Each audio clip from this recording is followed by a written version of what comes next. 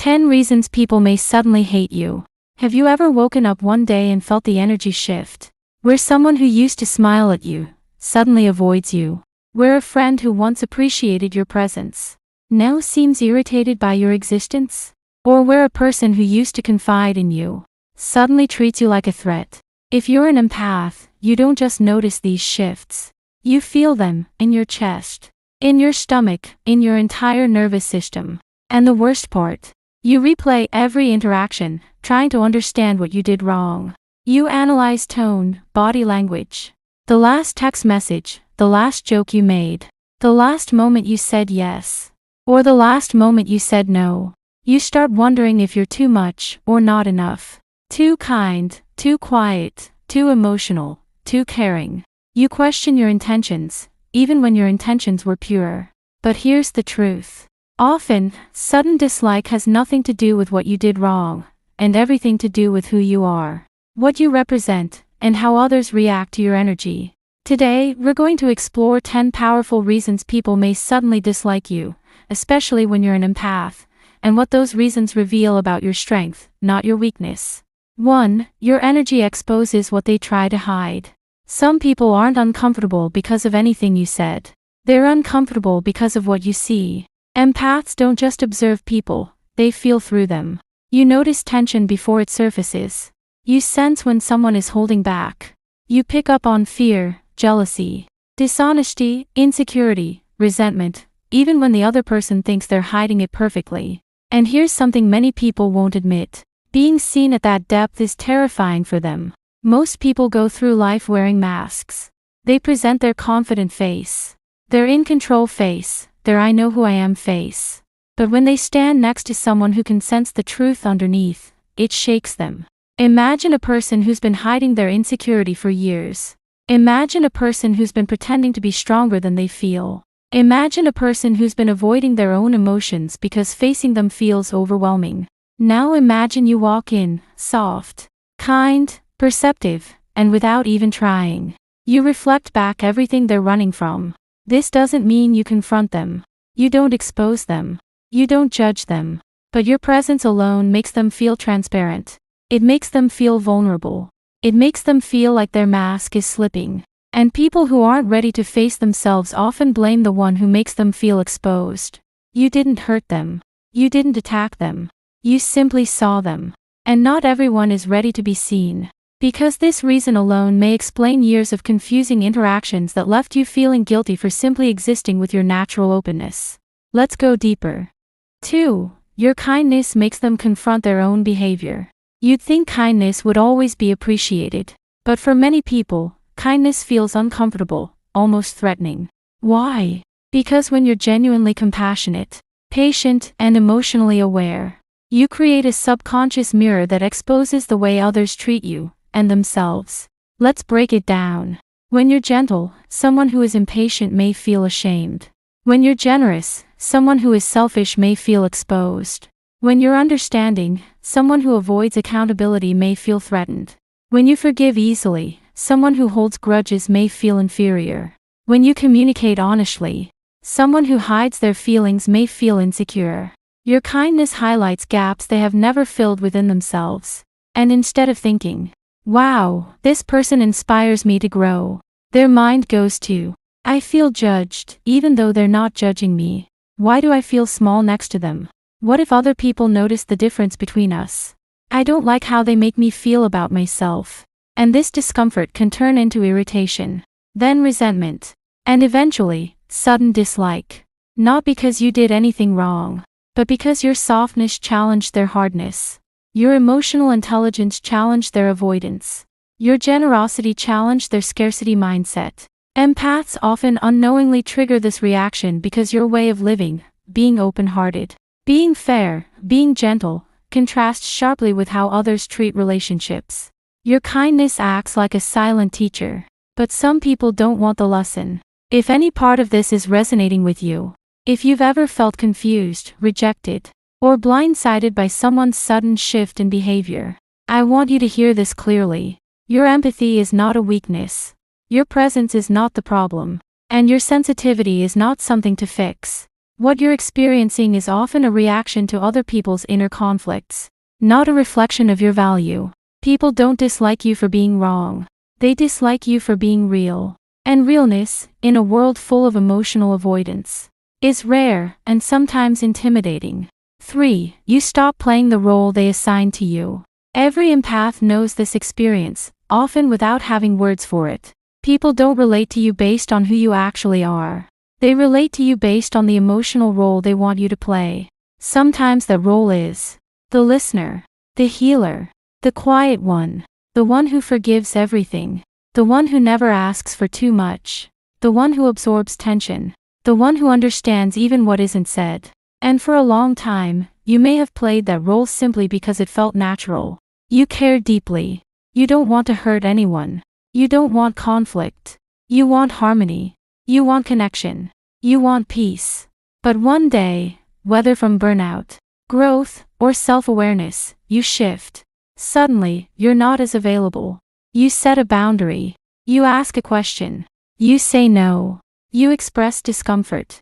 You stop over-explaining. You stop fixing everyone's emotional mess. And that's when it happens. The person who depended on you staying small suddenly feels threatened. Because your new self no longer fits inside the version of you they created in their mind. To them, your growth looks like rebellion. Your boundaries feel like rejection. Your self-respect seems like attitude. Your independence looks like selfishness. And instead of adapting to the new dynamic, they resist it. They resent it. Sometimes they even punish it. They don't hate you in the literal sense. What they hate is losing control. Losing access to your emotional labor. Losing the comfort of the role you played for them. But here's the truth. When someone only values you in a role that drains you, they don't value you. They value the use of you. And once we stop being useful in the way you expect, they may suddenly shift into distance, coldness, or negativity. Not because you changed in a bad way, but because you dared to stop shrinking. 4. You trigger their jealousy without trying. Jealousy isn't always about money, status, appearance, or achievements. Sometimes jealousy is emotional, energetic, invisible. Some people envy your calmness, your compassion, your intuition, your ability to remain gentle in a harsh world, your self-awareness, your emotional maturity, your resilience, your creativity, your empathy. Many people spend their entire lives cut off from their emotional depth. They avoid introspection. They avoid vulnerability. They avoid healing. They avoid anything that makes them feel too deeply. But you navigate emotional landscapes naturally. You feel deeply. You understand complexity. You communicate with heart. You create safety and connection wherever you go. And for someone who struggles internally, that can stir up envy they don't want to admit. They might think, why can they stay kind when I can't? Why do people trust them so easily? Why do they seem so grounded? Why do they have clarity I don't? Why do they understand things I can't put into words? Instead of sitting with those feelings and learning from them, they project them onto you. They may tell themselves you're too emotional, too sensitive, too intense, too soft, or too different. When the truth is, your emotional strength highlights what they've never developed in themselves. And for some people, that's unbearable. So rather than face their own unhealed parts, they may distance themselves or behave in ways that feel cold, dismissive, or unfair toward you. But remember, your emotional gifts are not a flaw. They're a form of intelligence, one many people never learn. 5. You hold up a mirror to their inconsistency. If you are good at noticing patterns, you notice when someone's words don't match their actions. You notice when affection is inconsistent. You notice when someone's behavior shifts. You notice when someone hides frustration behind politeness. You notice the tone beneath the tone, the meaning behind the silence, the intention behind the gesture. You pick up on details most people miss. And most of the time, you don't call it out. You don't accuse. You don't interrogate. You simply adjust, quietly, gently, respectfully. But that subtle adjustment can be enough to make someone uncomfortable. Because when you stop reacting the way they expect, when you stop giving them the benefit of the doubt, when you stop offering unlimited emotional patience, when your energy shifts even a little, They feel exposed. They feel like you figured them out, even if you never said a word. They feel like their inconsistencies aren't hidden anymore.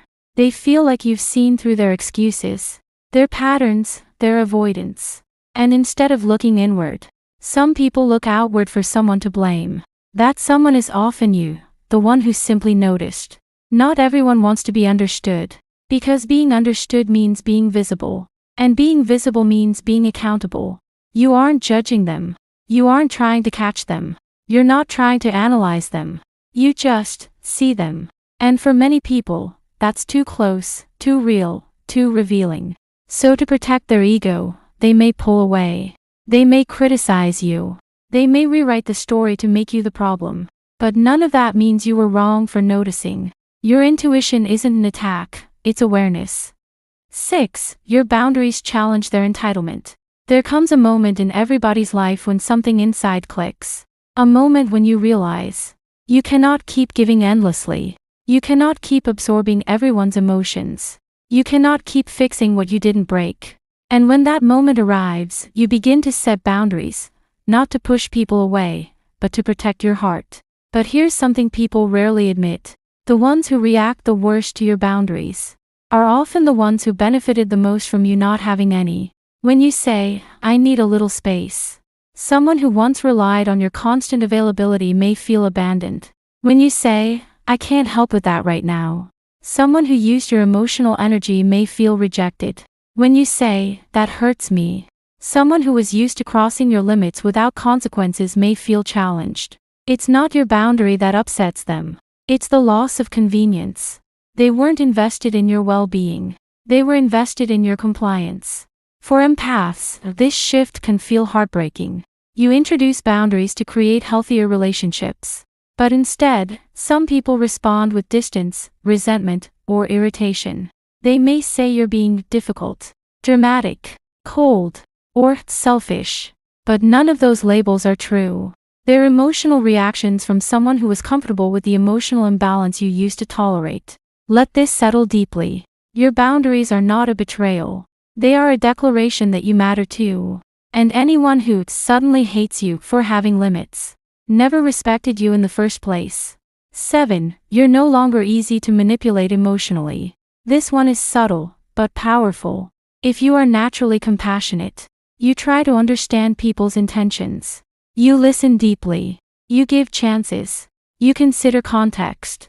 You forgive patterns that others would walk away from instantly. Because of your emotional depth, some people may subtly take advantage of your empathy without even realizing they're doing it. Guilt-tripping, playing the victim, acting helpless, using emotional outbursts to control the conversation, or twisting situations to avoid accountability. These behaviors can be small, almost invisible, but you feel the shift.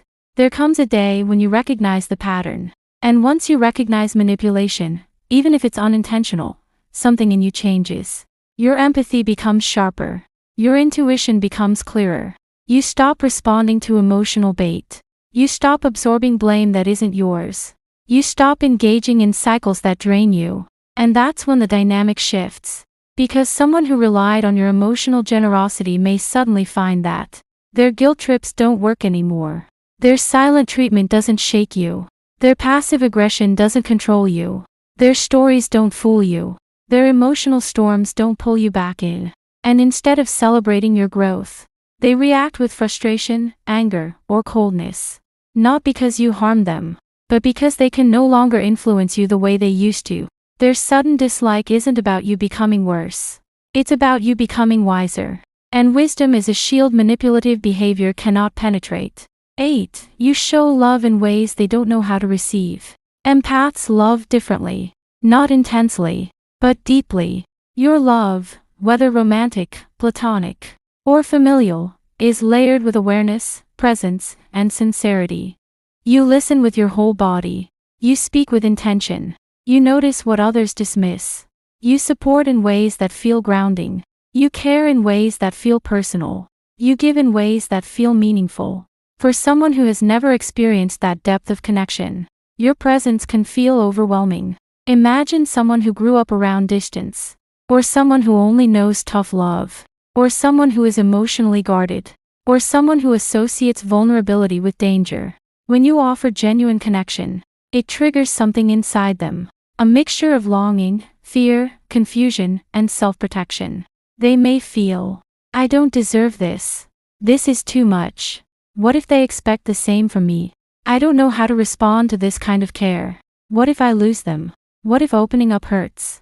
What if I can't meet their depth? When someone feels unworthy of receiving healthy love, they may distance themselves from the person offering it, not because they dislike you, but because they don't understand how to accept something real. And instead of saying, I don't know how to receive this kind of love, they shift into avoidance, inconsistency, defensiveness, misinterpretation, or emotional withdrawal. For empaths, this can feel confusing, even painful. You gave love freely, but it wasn't received freely. But here's the truth. Your love is not too much. Their emotional capacity is too little. And sometimes, when someone can't meet you at your depth, they push you away to avoid confronting that truth. 9. Your silence speaks louder than their noise. There is something about an empath's silence that unsettles people who rely on chaos. When you stop explaining yourself, when you stop justifying your choices, when you stop defending your intentions, when you stop reacting to emotional pressure, your silence becomes a mirror. Some people depend on your emotional responses to feel powerful. Some depend on your reactions to validate their behavior. Some depend on your energy to stabilize their instability. But when you go quiet, not out of anger, but out of clarity, their noise has nowhere to land. Your silence says, I'm no longer trying to convince you to see my heart.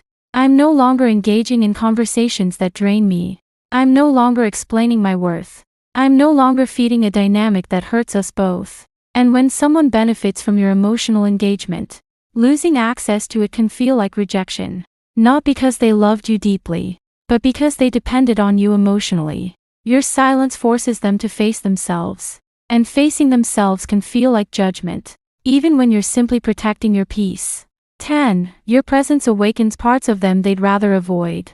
Empaths don't just connect emotionally. You awaken emotions inside others they didn't know they were avoiding. You stir empathy in the emotionally numb. You stir vulnerability in the emotionally guarded.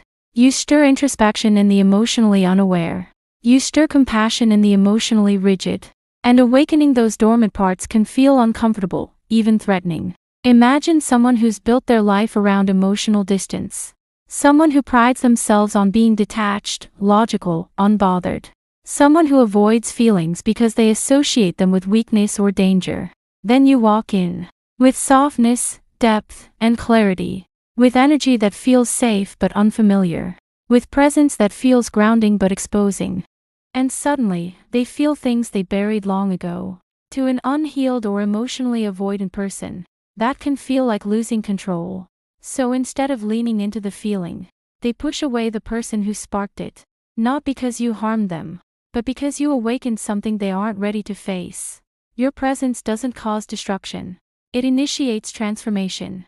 But transformation isn't comfortable. And some people choose discomfort over growth. If you've watched this far, you've probably experienced the ache of being misunderstood, the confusion of sudden distance, the heartbreak of unexplained rejection. And you may have spent years asking yourself, what did I do wrong? What should I have done differently? Why am I never enough for the people I care about? But here's the truth. And it may change your life. You were never the problem. Your empathy is not a flaw. Your depth is not a weakness. Your emotional intelligence is not a burden. Your heart is not too much. People do not suddenly dislike you because you're unworthy. They react because your presence reveals truths they aren't ready to see. You reflect authenticity in a world addicted to masks. You show compassion in a world trained to numb itself. You communicate honestly in a world that fears vulnerability. You feel deeply in a world that rewards detachment. You love sincerely in a world that forgets how. Of course your energy impacts people. Of course your presence shifts dynamics. Of course your heart has a powerful effect on the unhealed parts of others. Empaths are not fragile. You are catalysts. You are mirrors. You are emotional barometers. You are reminders of what humanity is supposed to feel like. And some people simply cannot handle that reflection. So the next time someone pulls away, dismisses you, misunderstands you, or reacts negatively to you without explanation, remember this.